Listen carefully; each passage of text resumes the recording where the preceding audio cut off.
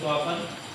आणि या पाठामध्ये electrical measuring instrument यामध्ये त्याचे प्रकार पाहिले होते आपण की types of electrical measuring instrument. यामध्ये इंडिकेटिंग इन्स्ट्रुमेंट आहेत आणि या अंतर्गत व्होल्टमीटर, ॲमीटर आणि वॅटमीटर हे मीटर्सचा अंतर्भाव होतो। त्यानंतर इंडिकेटिंग इन्स्ट्रुमेंट की ज्यामध्ये किलोवॅट हॉवर मीटर येतो। त्यानंतर रेकॉर्डिंग टाइम इन्स्ट्रुमेंट याच्यामध्ये प्रत्येक क्षणाची किंमत रेकॉर्डिंग केली जाते, म्हणून या इन्स्ट्रुमेंटला कोणतं रेकॉर्डिंग इन्स्ट्रुमेंट म्हणतो। तर हे जे काही इन्स्ट्रुमेंट आहेत ज्याच्यामध्ये आपण इलेक्ट्रिकल क्वांटिटीज मेजर करतो, कोणती क्वांटिटी इलेक्ट्रिक क्वांटिटी मेजर करतो। यामध्ये पहिला प्रकार बघत होतो आपण इंडिकेटिंग इन्स्ट्रुमेंट, ज्यामध्ये व्होल्टमीटर, ॲमीटर आणि वॅटमीटर येतो।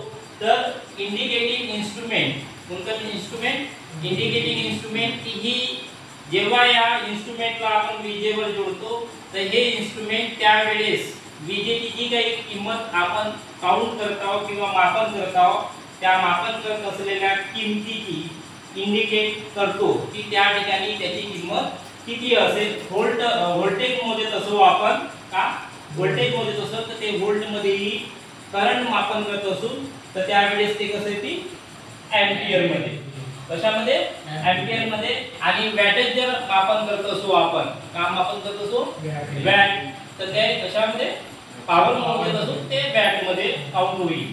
तर इंडिकेटिंग इन्स्ट्रुमेंट का सांगितलं की त्यावेळेस विजेची जी काही किंमत असेल, ठीक आहे, व्होल्टेजची, करंटची किंवा पॉवरची, ती त्या एककामध्ये मोजली जाईल। तर हे इंडिकेटिंग इन्स्ट्रुमेंट इंडिकेट जी काही प्राइस करत असेल तर त्यावेळेस त्याच्यावर कोणती प्रेरणा म्हणजे टॉर्क काम करते हे या ठिकाणी आपण पाहू।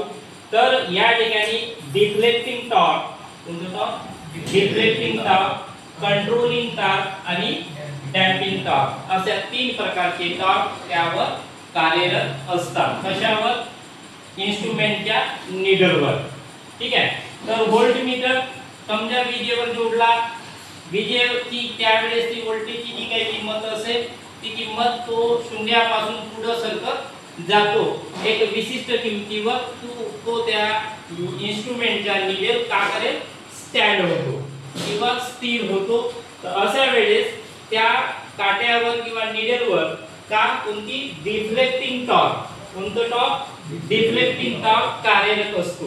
कोणतं टॉर्क डिफ्लेक्टिंग टॉर्क हा पहिला टॉर्क आहे की जो त्या नीडलवर इन्स्ट्रुमेंटच्या नीडलवर कार्यरत होतो। दुसरा टॉर्क आहे तो म्हणजे कंट्रोलिंग टॉर्क। कोणतं टॉर्क कंट्रोलिंग टॉर्क। या टॉर्कच्या सहाय्याने नीडल एका विशिष्ट किमतीवर स्थिर होण्यासाठी कंट्रोल करतो बा, का करतो नियंत्रण करतो। एक विशिष्ट किंमत तो इन्स्ट्रुमेंट तुम्हाला स्केलवर इंडिकेट करेल।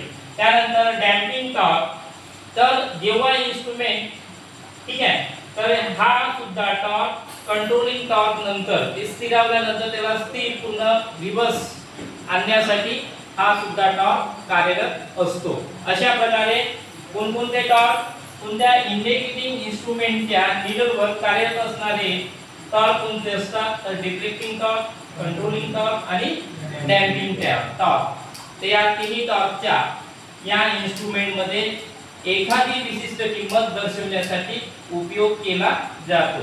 थँक्यू।